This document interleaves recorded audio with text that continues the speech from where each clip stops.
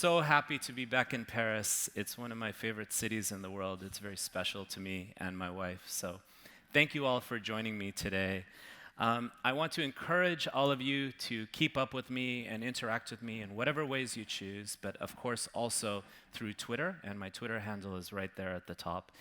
And what we're going to do today is I'm going to give you a sneak preview of my new book. This is like one of the first sneak previews I've done of this new book. So I'm so excited to share this with you. And the book is called Beyond the Valley.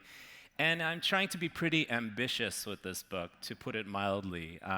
I'm speaking to a range of important leaders and stakeholders across the world who are both in the policy space, in the technology space, in the union space, and in the intellectual space, all thinking about what we see happening right in front of us and that we just heard about this morning, which is really the digital taking over almost everything imaginable, right? And specifically, the logic of how we build technology, how we collect data, how we organize the world through classification systems and databases and algorithmic systems, and of course AI.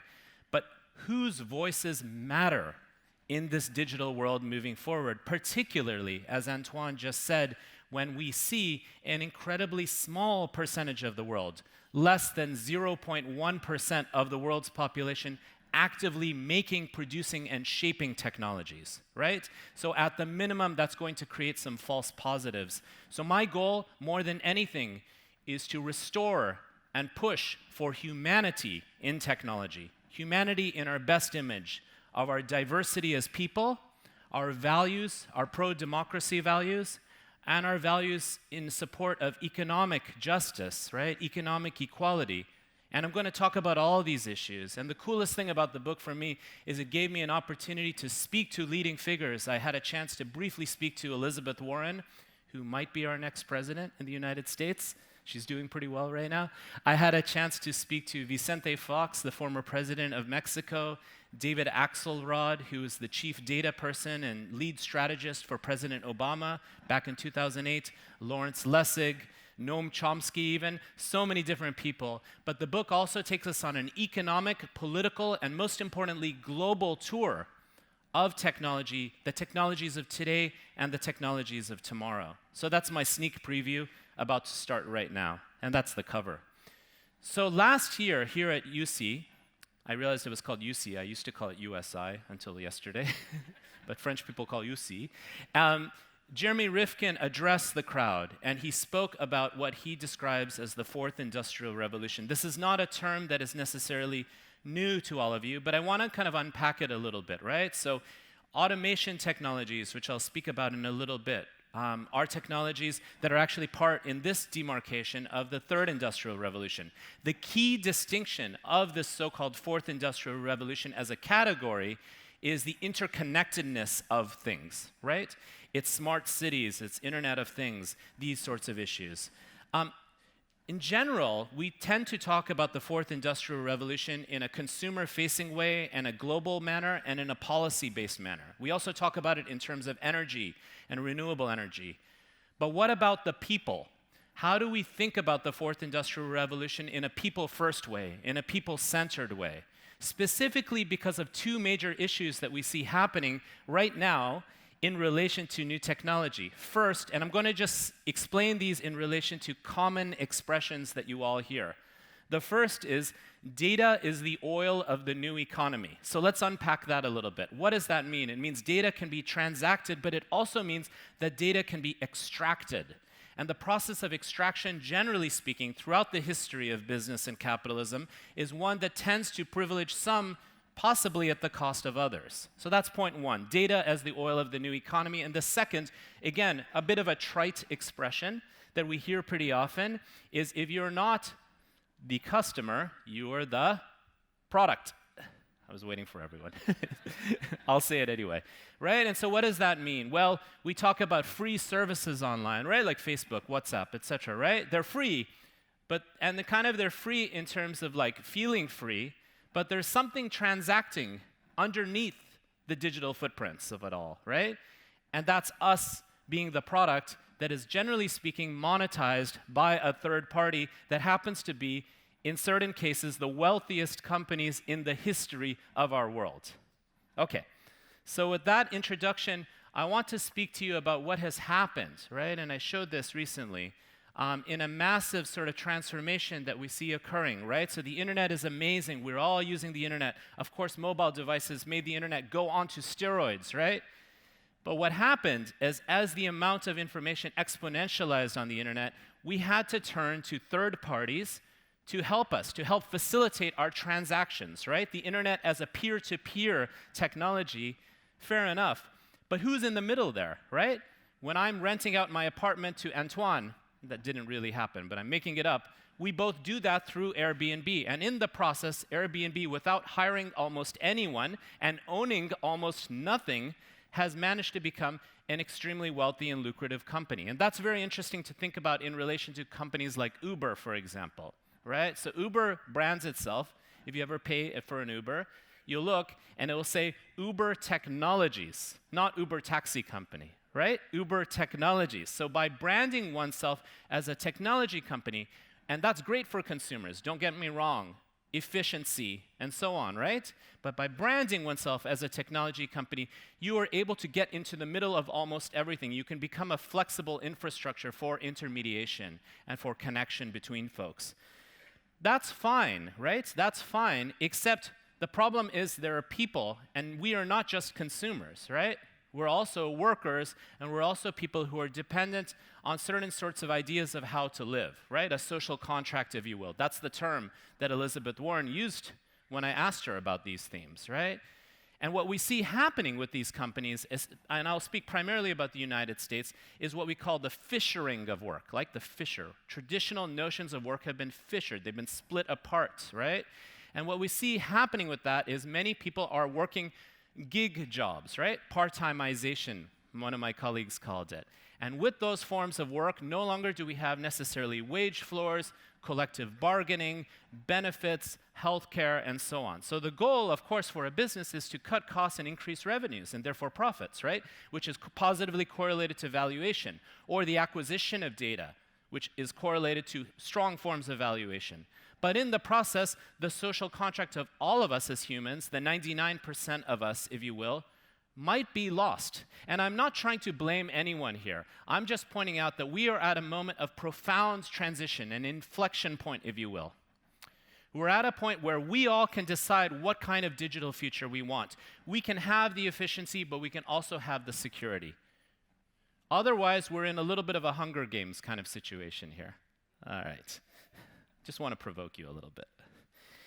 And why does that matter to me? Well, it matters, and you're not going to believe this, maybe you heard this, because we live in a world with about 7.8 billion people, and about 50% of people in the world, 3.9 billion or so, have equivalent wealth to 7 families.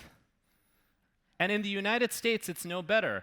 3 people in their families, including Jeff Bezos, of course, have equivalent wealth to half of the United States population. 190 or so million people, 3 people, or at least 3 families.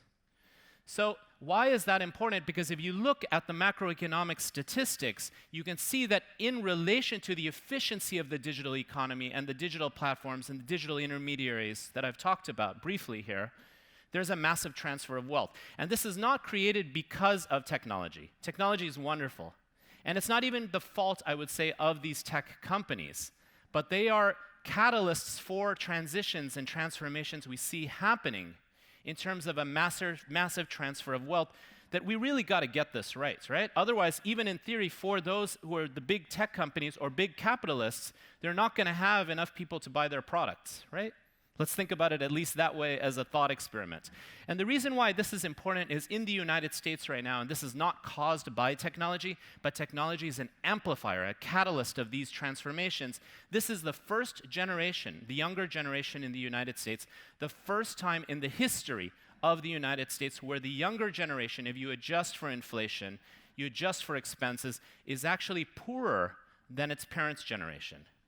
That should not be happening in the wealthiest country in the history of the world. I know I sound a little bit like Bernie or Elizabeth Warren, right? I mean, but I want to make this point. I think this is really, really important. And on top of it, and I hope you guys don't have these problems here in France, we're also seeing issues like life expectancy is actually decreasing for the first time in the US. So we got to get this right. We got to do better. And we got to figure out a digital economy and a digital system more generally that we all have a voice in, and pro-business, but also pro-planet and also pro-people. Because we see these kinds of things happening, and I'm not blaming them for this, but I just want to make the point that we have a few trillion-plus-dollar valuated companies now as the central marketplaces for almost everything imaginable. Think about Amazon. Do you all remember when Amazon used to just be the place that sold books? Now what happens when you integrate bits and atoms and the full stack? You also take over retail, you take over delivery, you take over logistics, right? You take over web services, you take over facial recognition. Of course, there's competitors in each of these spaces. That is a horizontal integrative process that might be monopolistic. So we have to actually think about this, especially because the goal, of course, is to, and what we see happening in the onset of happening right now, as we just heard about this morning, is automated technologies and systems. And The Economist had a piece that came out some months ago that basically showed where, these are more or less loose debates. I get into this in a lot of detail in the new book. About 47% or so of current jobs are likely to be replaced by some type of automated system. This is not like AI as in DeepMind AI. This is specialized AI systems, specialized automated systems that we see happening. That does not mean that we can't benefit from those transformations, but we have to ensure that that actually occurs. And one way in which we can do that is identify new jobs of the future, ensure everybody has basic income, ensure that people have like basic social contract kinds of ideas like healthcare and education and so on. Otherwise, these transitions of private, corporate-driven automation are not going to be, by the very logic of being introduced from large businesses, they're not going to be beneficial to most of us. Again, we'll benefit as consumers, but the rest, how much of our lives is spent just being consumers, just buying and selling? I mean, some of us more than others, but maybe not too much, right? Maybe not when we're asleep. So that's really important because there are some very troubling statistics that are starting to reveal themselves. And I describe these in quite a bit of detail in the new book, which is, again, called Beyond the Valley. Wages are decreasing, right? If you look at real-time wages of Uber drivers, for example, in the United States, this is a study done by MIT's Department of Economics and Center for Energy. We're seeing about $4 to $5 an hour or so, according to that study, per hour, which is much less than a living wage. You can't afford much of anything in the United States, let alone in France, let alone in Paris, if you're making only $4 to $5 per hour. And of course, this is considering the costs also of those drivers. Uber drivers, for example, in the United States, are not insured when they drop one passenger off on their way to pick up another passenger, right? So we're seeing a way in which all these costs are being cut. And this is not just new, right? In 2012, when Instagram was sold to Facebook for about $1 billion, it had 12 or 13 employees. And that was within 3 months of when Kodak went bankrupt, which had many digital imaging patents. And Kodak had about 35,000 employees. So what happens when 12 people become millionaires and 35,000 people lose their jobs? It's the same phenomena that I'm describing again and again and again here. So Amazon, for example, has gotten a lot of criticism because those folks who are working in its fulfillment centers are actually, there was some investigative reporting that showed that they had wristbands that were tracking their productivity, kind of like Taylorist time motion studies from back in the day.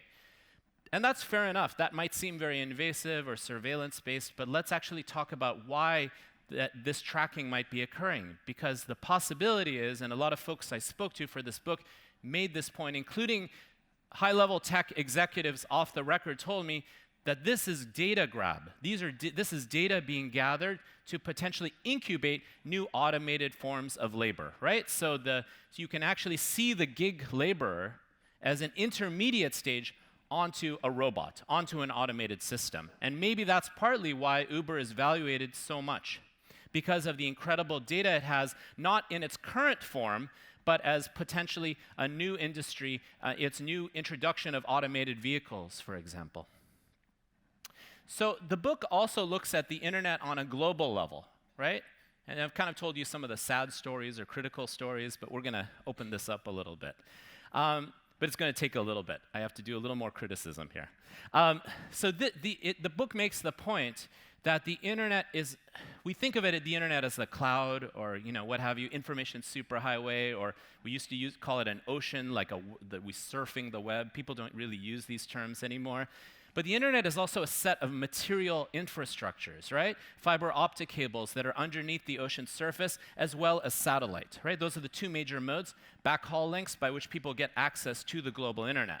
And if you look at this on a global level, this is a few years old, so it might have shifted a little bit, you can actually see the places that are connected to other places are hardly representative of the global population, let alone the places in the world where the internet is expanding most rapidly, right?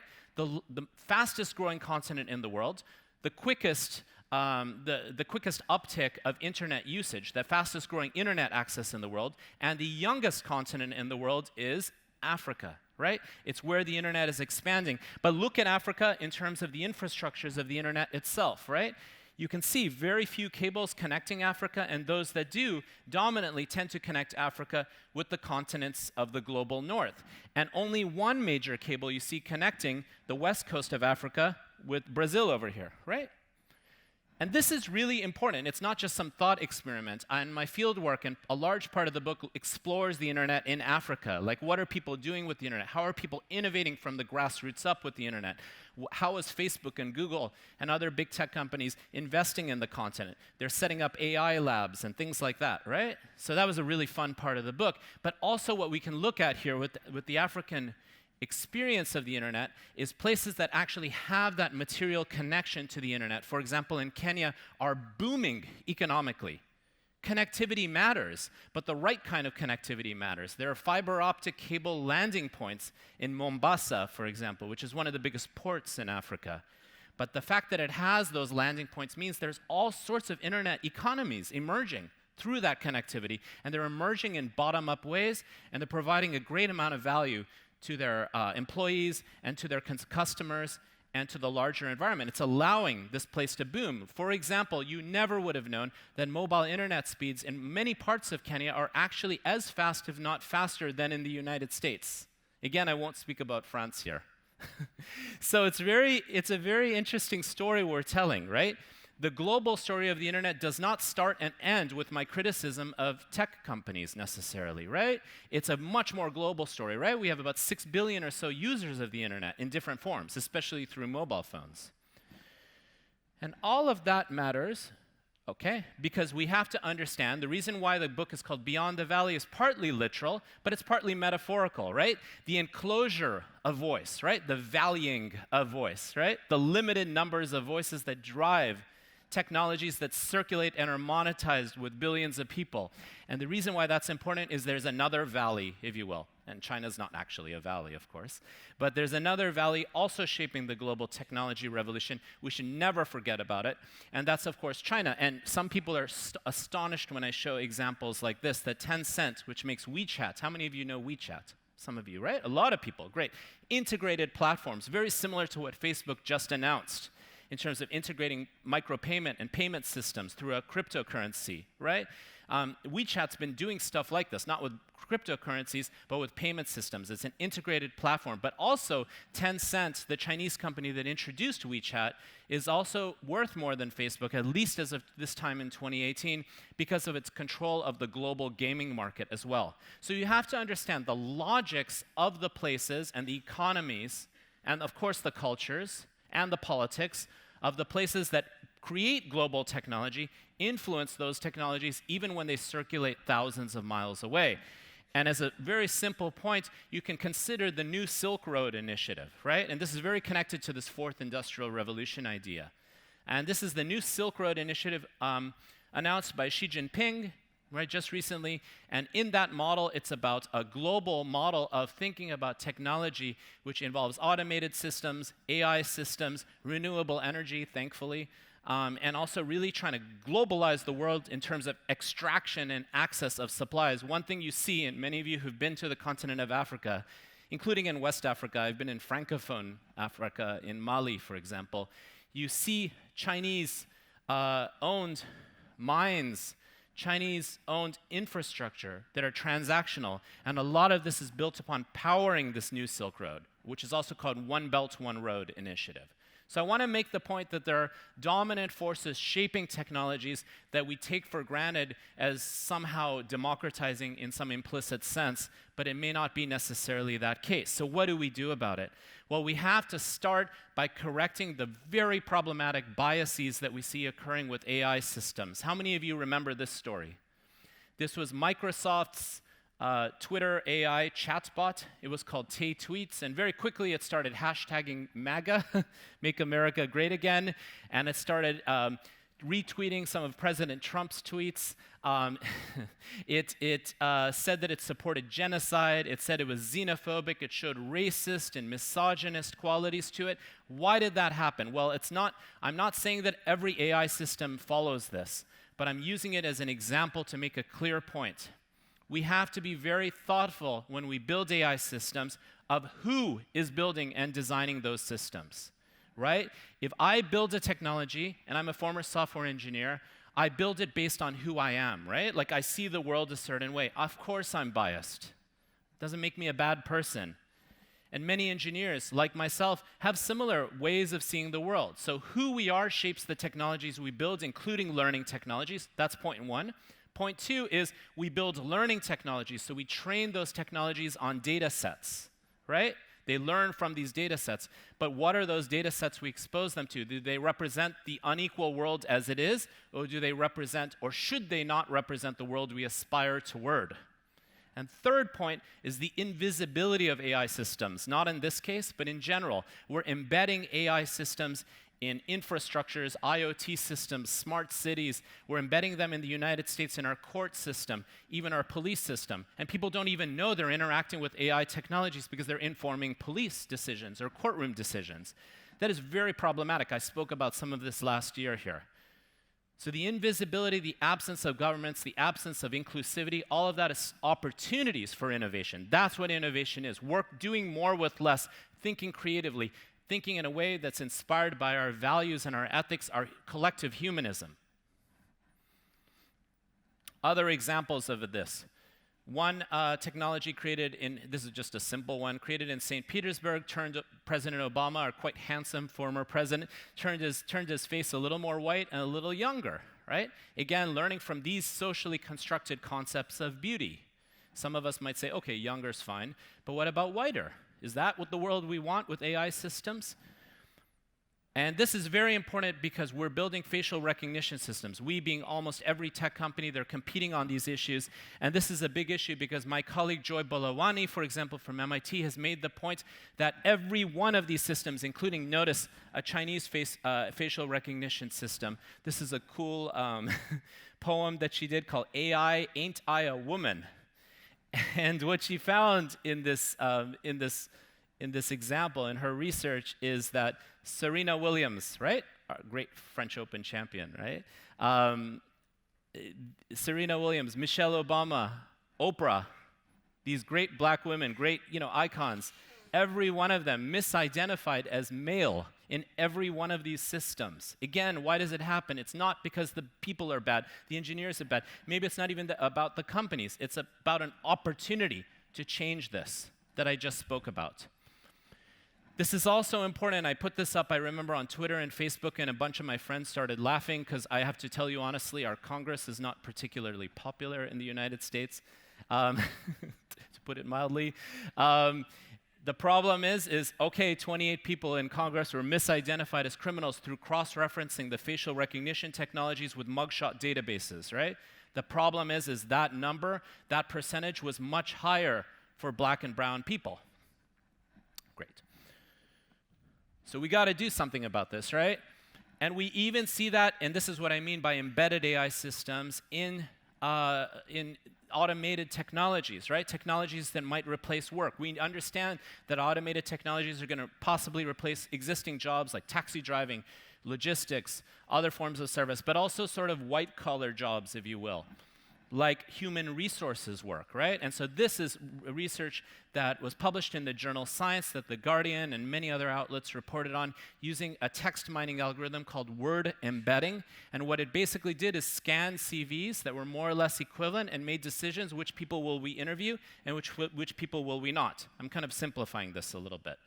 And what it found with more or less equivalent normalized CVs is that it made a 60%, if I'm not mistaken, about a 60% bias towards selecting men's CVs for engineering and science jobs rather than women's CVs. And why is that? Because there are those biases that exist in our world. Even when I was a PhD student at Harvard, my president made some comments like that, right? He said more or less that women are less equipped to be scientists and engineers. It's ridiculous. But what happens when those biases become normalized into technologies that we don't even know we're interacting with, right? Like all you know is you put an application out for a job, you don't know why you got rejected or selected. And what happens if we reinforce, if not amplify or increase or extend or normalize those sorts of inequalities? We cannot let that happen. So there's some things we can do about it. So I'm going to start by talking about a lot of the different solutions. There's a large part of my book looking at kind of things we can do about these issues and opportunities. I'm not just critical, I'm also, as an engineer, I'm always interested in solutions, and I think we have as many solutions, way more possible solutions to some of these issues than we have problems. That's why I say beyond the valley. Intellectually, politically, consciously, we need to think in terms that are beyond the valley, whether we're in business world or other worlds, right? And one is introduced by Andrew Yang. I don't know how many of you heard of Andrew. He's running for president. He's actually going to be in the debate that's coming in like 2 days, our first Democratic debate. And his major platform, he's an entrepreneur and he's employed a lot of people. He worked in the tech space. He says, let's give everybody a universal basic income. And this is not a new idea. There have been what we call dividend programs that have existed throughout history that have given people small amounts of money as they go through transitions. For example, in Alaska, they've actually provided people with some dividend programs related to oil revenues. In other places, they've given dividend programs in relation to other issues, like, for example, Native American communities have been giving people money in their community based on the casino revenues.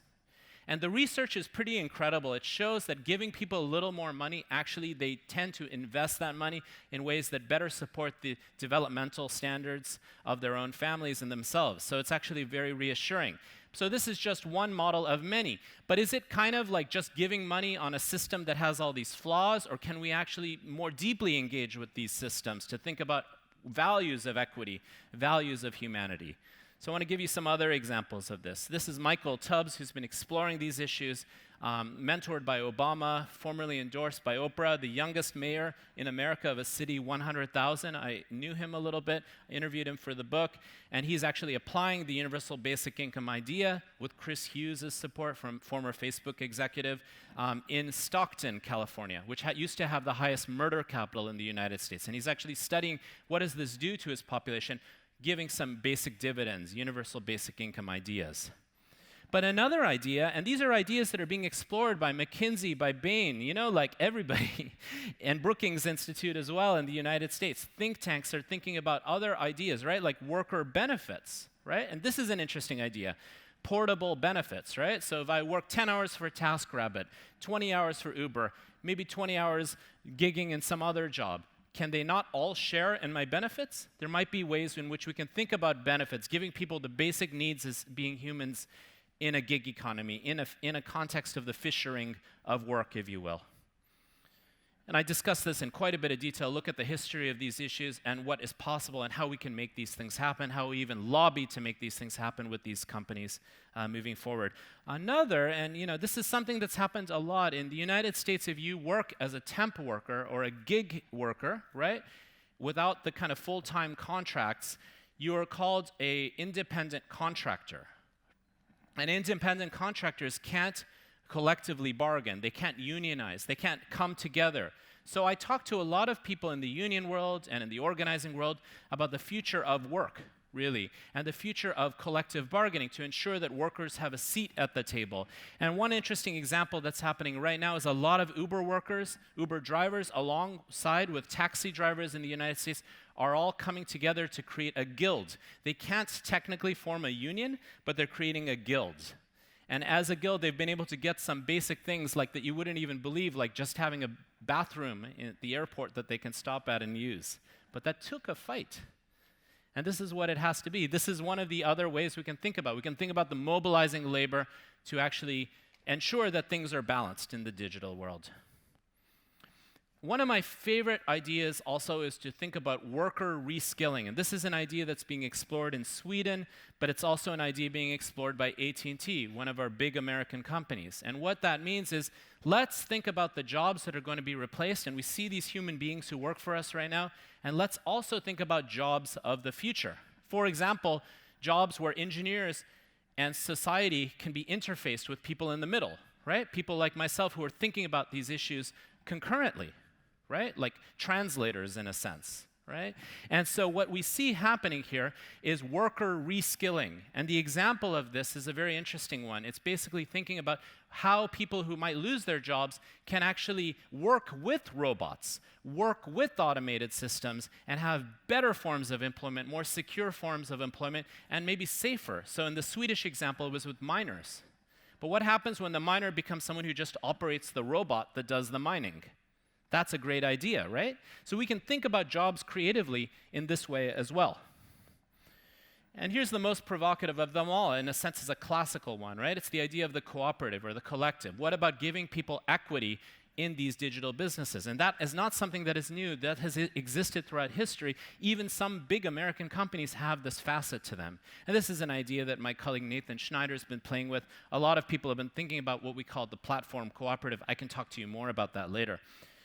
And the one I think that is maybe most exciting is people and communities who don't have connectivity or are interested in the digital kind of ecosystem in a way that is built upon their own image as people are building their own networks. They're realizing, hey, we can actually invest in technology like mesh network technology, community-owned ISPs, collectively owned infrastructures. And you won't believe this, but this is happening all over the world right now, where communities, for example, in New York City, built a network that allowed them to communicate after the hurricane hit. But this has been happening all over the world. One of the biggest ones in the world, community networks in the world, is in Catalonia, not so far away from here. But there's also examples of this in Central America and southern Mexico and so on. They're all over the world. People just saying, hey, we'll have a connection to the internet, but we're going to build our own intranet and split the connectivity and also communicate in a local way with an intranet as well. So there's a lot of examples of this, and this isn't just poor people doing this. This is also cities that say, hey, we don't want just the standard ISP connectivity. We want something better for us. And we see that happening. We see that returning externalities, value to everyone involved. This is very influenced by the work of former Nobel Prize winner Elinor Ostrom, who studied the power of externalities in shaping positive economies. That economies can produce profit, but they can also connect to the externalities, the non-economic issues around economic transactions. And one issue I think that's really interesting is thinking about blockchain technologies in relation to this, specifically lightning networks and micropayments. And this is something I wrote a whole chapter about in the new book. How can we apply blockchain in a pro-people way, where these peer-to-peer transactions can actually allow people to be paid potentially for their data? That's an idea that Jaron Lanier has been arguing for some years as well. Some of you might know his work as well. And you might actually know about Tim Berners-Lee's experiments with technology, right? He's, of course, the father of the web, but he's also not particularly happy with what's going on right now. So he has started a company, an organization called Solid, and also Inrupt is another name for it. And what their argument is, hey, we can have all the applications of email, of browsing, etc., but we also get true data ownership. Users actually have power over where the data lives and who has access to it. So I encourage you to look at his work, which I also write about in the book as well. And I kind of want to end by just kind of making this point about diversity. Diversity is not, and I talked to this wonderful woman, Tracy Chow, who's a tech pioneer who's been making arguments for diversity, for women, for people of color. If the tech world and the engineers that drive the tech world represent a little bit more closely the people around the world that use those technologies, maybe there's a possibility for something better. And we understand that diversity is not just about being black or brown or female or male or straight or gay. It's about diversity of opinions, right? When you come from a different background, you have different ways to resolve an issue. You have different ways to solve problems. And there's something powerful, truly disruptive about the multiplicity of viewpoints that is possible. So this is really powerful because one thing I've seen across the world is the power of innovation and creativity from the bottom up, where people have less resources, but they're actually more innovative. And I want to actually end by challenging us to think about some of the discourses that we've internalized when we think about technology, innovation, disruption, etc., right? Is innovation really defined or confined by having billions of dollars and just making a new iPhone? Or can innovation also be about taking recycled electronics? This is what I've seen in Kenya, that are thrown in landfills or thrown in the trash, and building 3D printers out of that, right? Can innovation also be thought of as working with constraints, repairing, recycling, creating new economies from the bottom up? Maybe innovation is also about being resourceful. Right now, we have a major opportunity, and all of you are thought leaders, executives, engineers, scholars, all of these things. EU is leading the way with GDPR. Good for you guys. We need more of this in the US.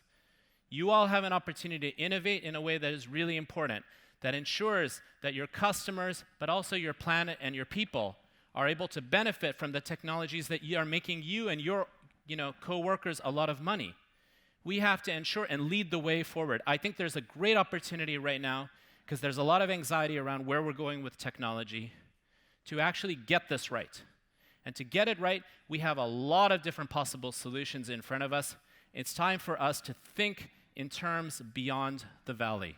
Thank you so much.